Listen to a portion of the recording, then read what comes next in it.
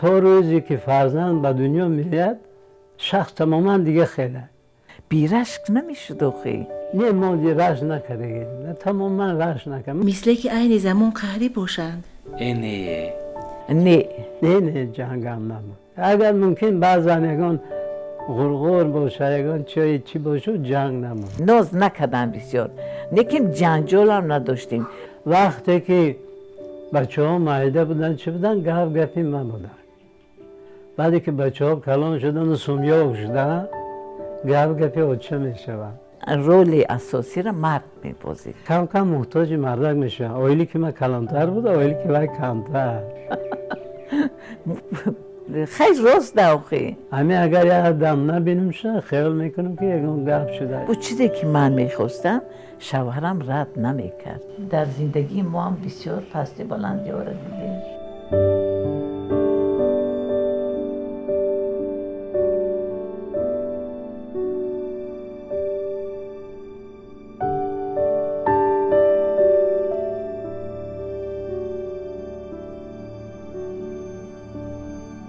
مادرای ما هنرمند بودن، بسیار درد و دوک همه هنرها را داشتن.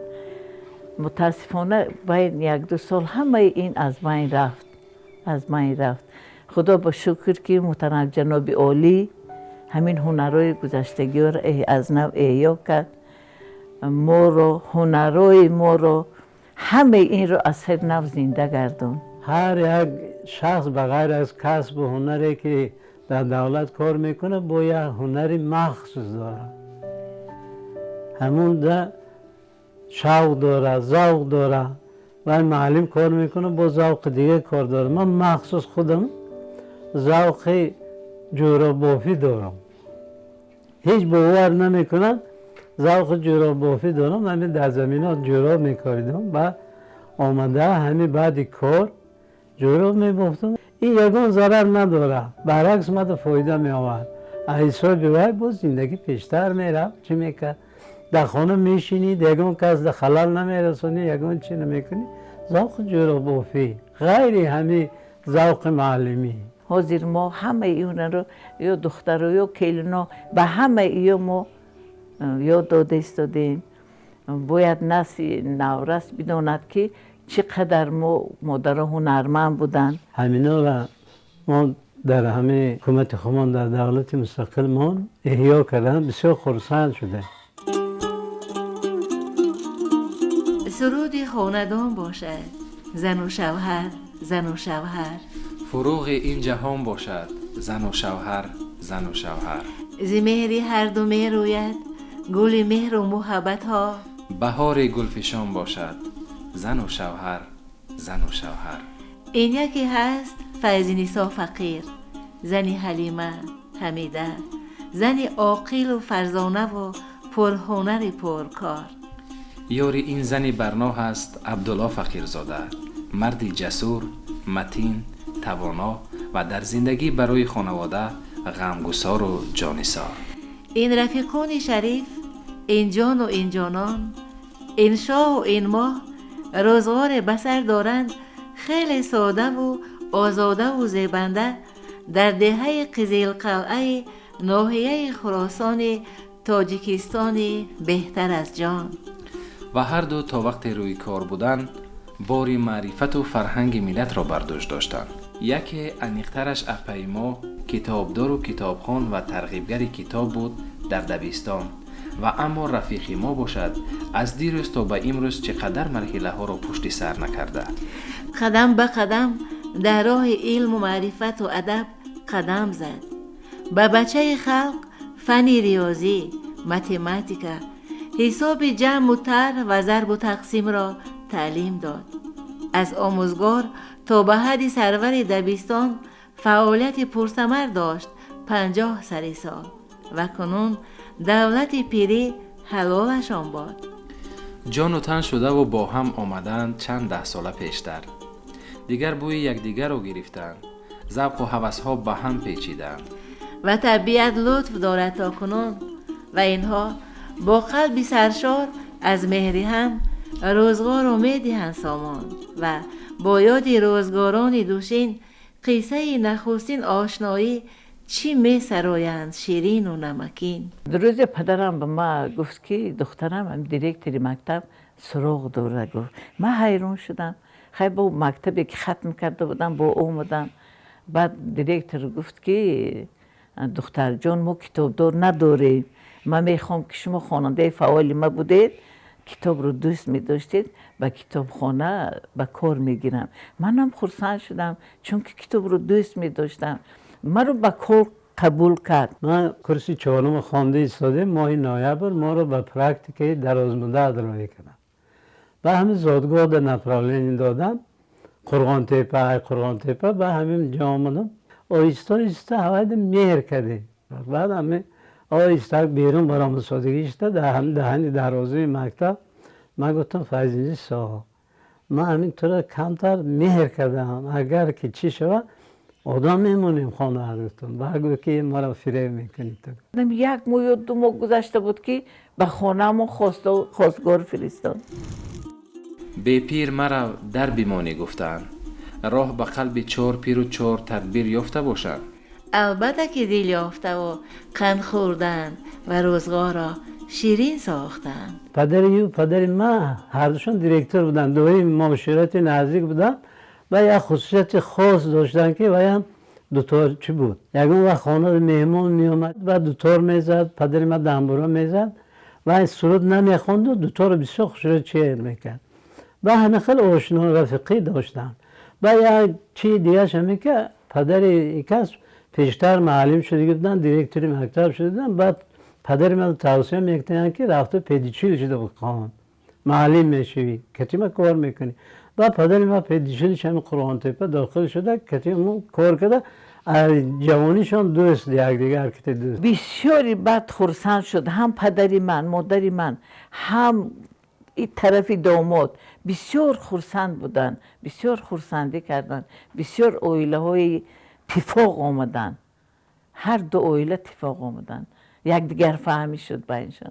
بسیار خوب قبول کردم، بسیار خوب، بسیار خوب. مادر من مادمی بسیار دوراندیش بوده و گپ پدر من که دوتا نمیکرد هیچ وقتا. فرزند خوب باغ پدر میگویند. دختر چگونه مادر نمونه هم میگویند.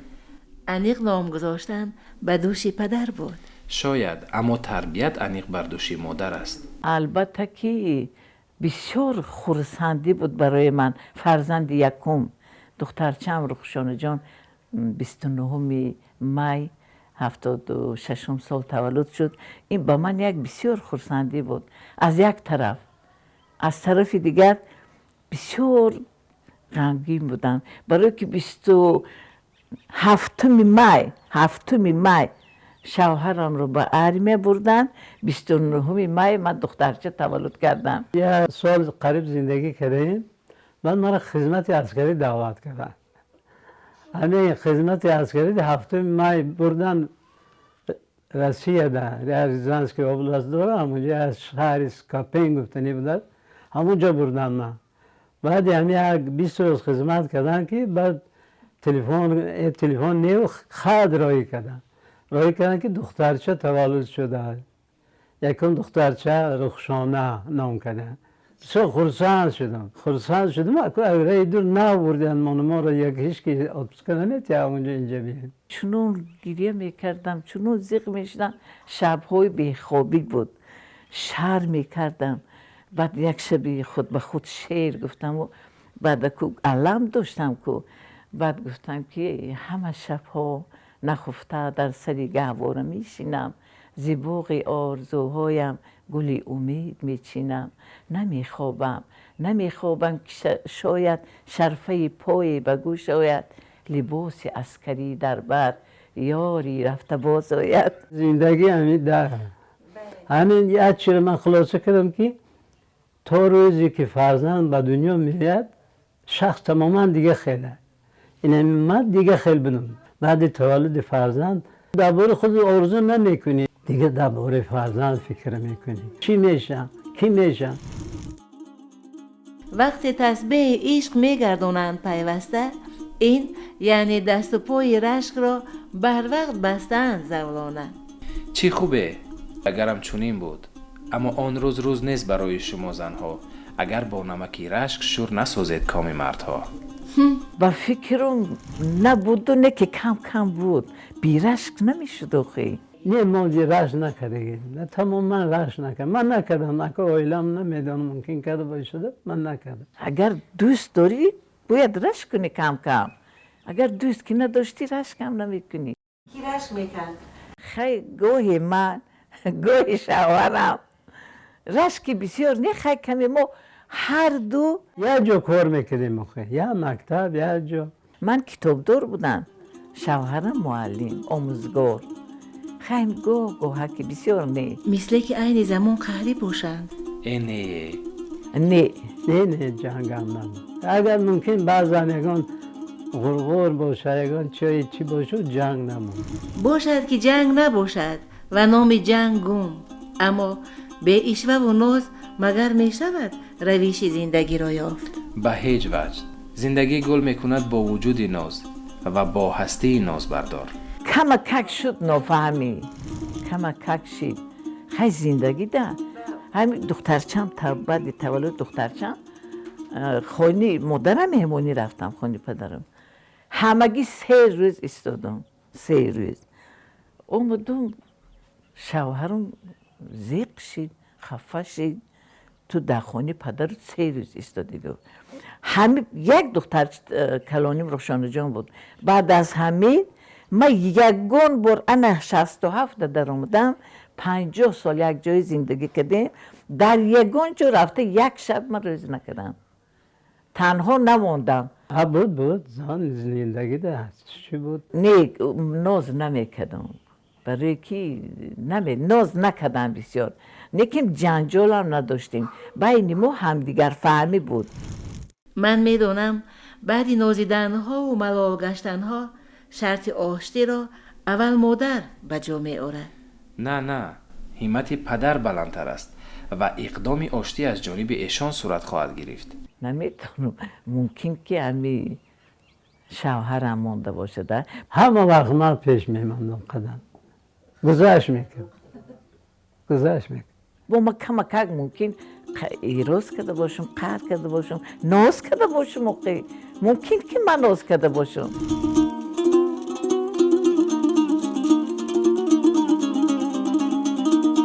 در این خانه دروغ باشد؟ نه گپی مرد یکتا. انا همین گپ یکتا از کی باشد؟ از زن و یا از مرد خانه؟ گپ زن خانه های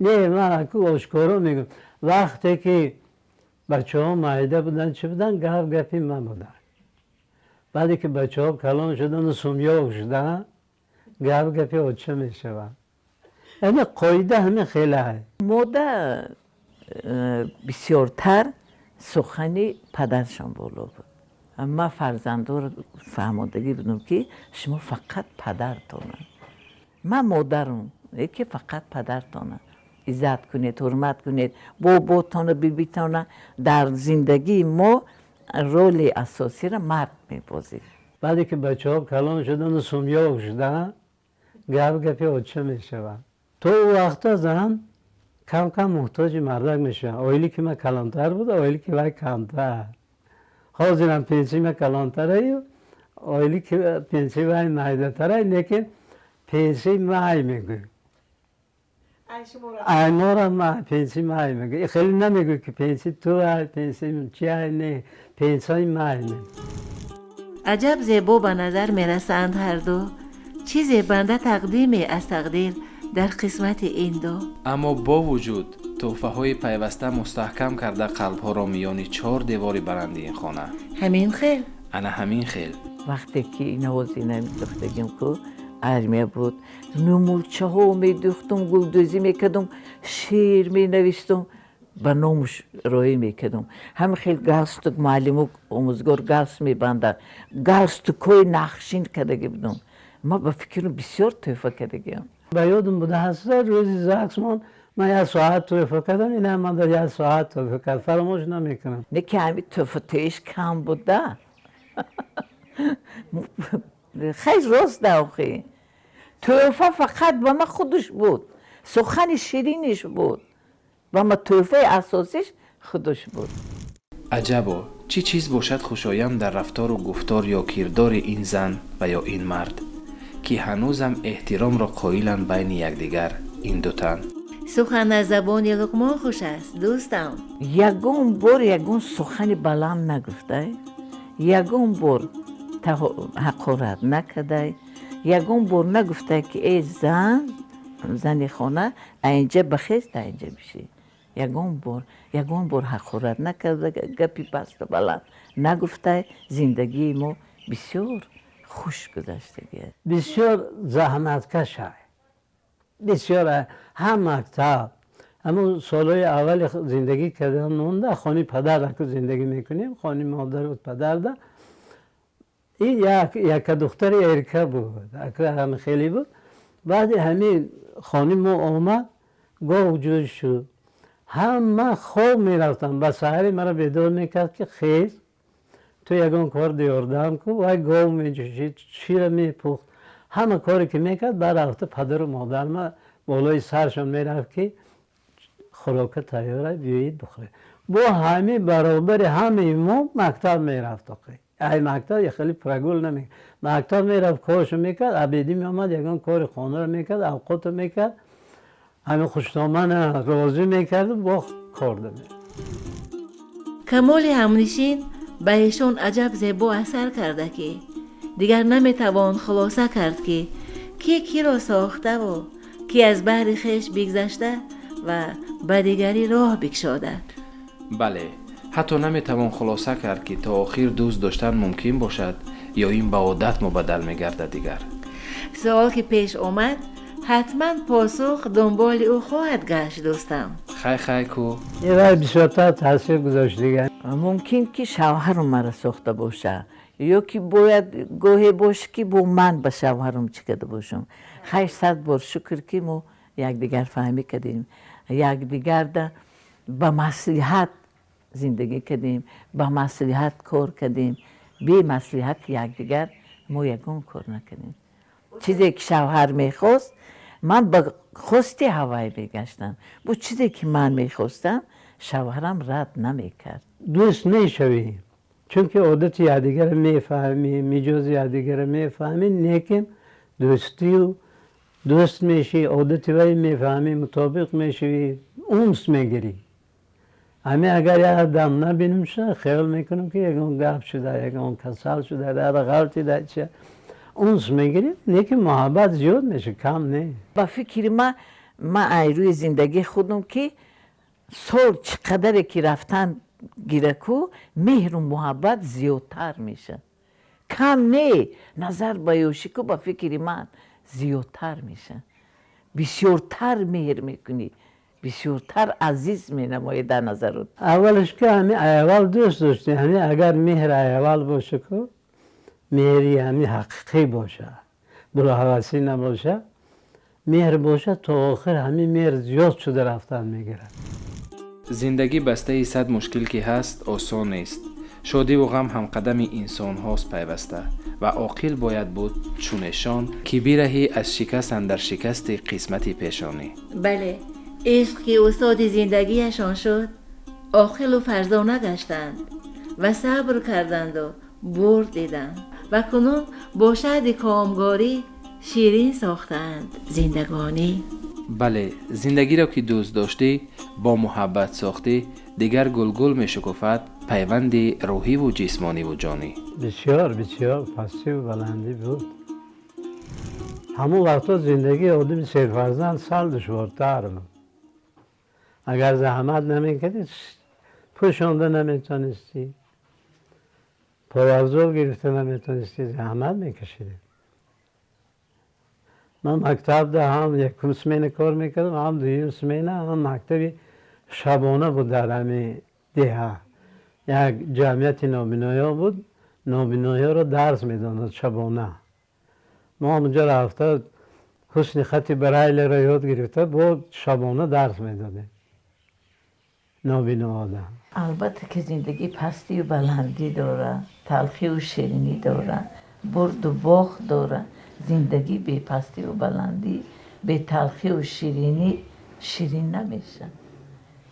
در زندگی ما هم بسیار پستی بلندی ها را دیدیم، گرسنگی ها را دیدیم. جوانه حاضره نه دشواری را ندید، یعنی نمی اگر 15-20 سال آخر بگیره همین در مملکت بهبودی بالا رفته ایستاده. وقتی که سالای فرزندای ما کلان شدن صحرا برآمده کار میکردن. باید که پدر و مادر، خصوصا مادر، وقتی که دختر به شوهر میدین پیشکی باید تیار کنه، پخت و پزه یاد بتیه، حرمتی کلان سالا رو بفهمونه. وقتی که دختر رو تیار کرد خانه شوهر که رفت طاقت میکنه به همش. نه که تیار نکردی، نصیحت نکردی، یک رفته چین پخت و پزه یاد ندادی، ارکه کردی و دختر خدمت نمیکنه، عزت حرمت نمیکنه. باید همش بسیارتر مادر بکله بگیره، همش عهده مادر ده. باید فرزند مادر بسیارتر تربیه کنه، پدر از در بیرون نه. باید که زندگی ده مستحکم کنه، یاد بتیه. پیشا کمپیرکا میفتن که خانه شوهر اره داره، اره 6 پره داره، رول اساسی رو مادر میبازه. اگر تیار نکنی میره امروز ببینه کاری خانه شوهر بسیارتر، الکی نفهمی میشه، ارکگی میکنه، الکی جدا میشه. گم همه آیله دارید، آیله دارید. شکرانه کنی. باید آیله فکر خودش نکنه، فکر آینده فرزنداش کنه که همین پگه همون بچه هوای دختر هوای در زندگی تا باور شده میتونه یا نه. همه یه هنر داشته باشه. نصیحت میکنیم فرزندان رو، جوانان رو که به قدری حاضر اگر همه پسر هم کلیم خواندگی باشن معلومات یکم خیلی داشته باشه، یا معلمی یا دکتری یا یک کسبی دوزندگی داشته باشه، همه عائله پیشرفت میشه. چون که هر دو کس کار میکنن شرایط زندگیشون به میشه. حاضر معاشا هم گنده نیست، شرایط به شده. دولت آیلیکای معلم ها رو زیاد کرده، دکتر رو زیاد کرده. اگر دکتر باشه یا تاش معلم باشه، همه آیله هر دوش کار کنن، همون بودجت آیله زیادتر شدن میگیرن. پیش از همه پدر و مادرها رو خواهش دارم که فرزندا رو تربیه کنن. این شرایط حاضره بسیار خوب است، زندگی بسیار نقد گذاشته است. یگان همه اگر دیده برای گرد اطراف ما آدم کمبغل نیست، محتاج نیست گویا. برای همین فقط تربیه فرزند رول اساسی رو میبازه. باید که ای آیله ای خوردی سر شود. همون فرزنداشون، حالی ما جوانا رو گپ میزنیم، فرزنداش تربیه کنه در رویه همین اسرافکاری نمونه. میگه که من همین مهنت کردم، همین ارزش داره، ارزش همین قه. انا همین زندگی رو بفهمه. اگر بچه همه بفهمه، دختره هم بفهمه، گفتیم که یه اختصاص صاحب شده، اگر زندگی یکان دشواری نداره. باید یکدیگر فهمی باشه، یکدیگر رو بفهمن، پستی و بلندی زندگی رو طاقت کنن، بعد خانه ویرانی کم میشه. عزت و حرمت کلان سالا رو بدانن، شکرانه دولت کنن، شکرانه که قدر آبادی، آزادی، قدر سیری و پوری، شکرانه کنن که محترم جناب عالی این قدر آزمونا رو تشکیل کرد، این قدر گذشتگی های ما را احیا نمود، این قدر کوشش کرد. ما کودک بودیم فقط در تابستان میوه میدیدیم. حاضر به تشبوس محترم جناب عالی زمستان قهرتون ای بازار پر میوه و سبزوات تر و تازه، همش زحمت های محترم جناب عالی. مردم ای خوب زمستان خیزان، مردم با مهنت وادار نمود، زمین های پرزیدنتی تقسیم کرد، این گرم خانه ها رو بی، این آبادی رو بی، این خواجگی دیقانی رو بی، همه ده بس. همه وقت بسته ای تربیه همه اویله سر میشه. حق همه جو کاری دی جو میگیری، گندم کاری دی گندم میگیری. وابسته همه خودی همون دیقان های، وابسته ای پدر و مادر های. این ما هم همون دوره ها ده از ساعت تا بگه در کار دولت بودیم، کار میکردیم که همین از زندگی ما پیشتر رفت. حاضر هم همین مادرها در اساس مادرها باید که حتما صرف 11 تمام کنه، یک کسب و کاری همون در مکتب اقل اجی نباشه یاد میتین که پخت و پس یک دختر یک ماشین زدن همین چه خوبه. همین بسیار بچه ها هم یاد میتین کنده کاری دیگه چه همین ها بسیار کسب های خوبه. فقط همون را اویل باید که همین جمعیت مکتب کتی همکاری کنه و همون بچه را تربیه کنه. اساس همیه تربیه. işte ما erkek budum ne ki vakti ki kon şavar umudum koşiş kadın bu vakti ki farzando bisyortar şuna ko maoş basandagi nemikar bisyor varşaroid varmi şud بعد از سالهای 92 کوشش کردیم همه کار یاد گرفتم، هم دوزندگی، هم رسامی، هم پزندگی. میفرختیم آخه همه یه سوزنی کلانه یه لینچار دی 70 کیلویی ده علیش میکردن. همه همسایه همون میوارد یه لینچار میمونده میگویم من یه سوزنی در کن دخته میدادم. فرزنده گروسنه نمانه گفته کوشش کردیم، صد بار شکر به این روزا رسیدیم. آرزو داریم که همه دولت ما پایدار باشه، صلح امانی استوار باشه، همه در سرخان نعمت مردم بازم زیاده باشه، یکم اسراف نکنه. اویلان بعد همین تنظیم رسم و اینا خیلی زندگیشون بهتر شدن. با سر همون پولی که بیهوده صرف میکنی در تربیت فرزندت صرف میکنی، میخوانونیشه، تعلیم میتی. من در همین نزدیک قشلاق ما مخصوص مکتب ساختن که همین درسای لغوی میتی برای فنای خارجی، فنای دقیق مرامت انا یک آسان تا داموزی صرف میکنی و چه صاحب معلومات میکنی. یا مکتب نگاه کرده نمیستی، یا مکتب داد قریب 40 طلبه، بیچاره معلم همه 40 طلبه رو در یک ساعت نمیرسانه. یا بار همون اگر کتی همون کار کنه یا یک بار کار میکنه. لیکن مکتب مخصوص میری او 10 طلبه داره، همون 10 طلبه رو یک ساعت همون فنی در کاری رو میآموزه. هر یتش هم میپرسه هم میخوانه، هم میپرسه هم میخوانه. شکرانه دولت کردن در کار و جوان حاضر ما میگیم که از هوی که ما کشیدیم شما هرگز نکشید، شما شکرانه آبادی کنید، شکرانه نان و نمکی محترم جناب عالی کنید که اینقدر با شما آزادی داد، اینقدر با شما زندگی شیرین شرایط رو مهیا نمود. وقت شما در نبود ما بسیار عذاب کشیدیم. که شکر که حاضر در سایه دولت زندگی آرام آسوده در سایه فرزندکا صد بار شکر. با جوانا گفتنیم که زندگی خوب گذرد، زندگی خسر کم است، ورنه ناخود گذرد نیمی نفس بسیار است. برای همین آدمیزاد یک بار به دنیا میاد، یک بار زندگی کنن که شیرین گذرانن، فرزندای سالم به دنیا بیارن، تربیه نقص کنن. اگر فرزند سالم باشه، تربیه خوب دیده باشه، این فایده دولت است. هم پدر و مادر، هم خسرخ شتامن. آفرین بر وجود زیبای این ماه و این شهر که خیلی پرمحتوا جلوه کرد پیش نظر ما فلسفه فرهنگ خانوادگیشان.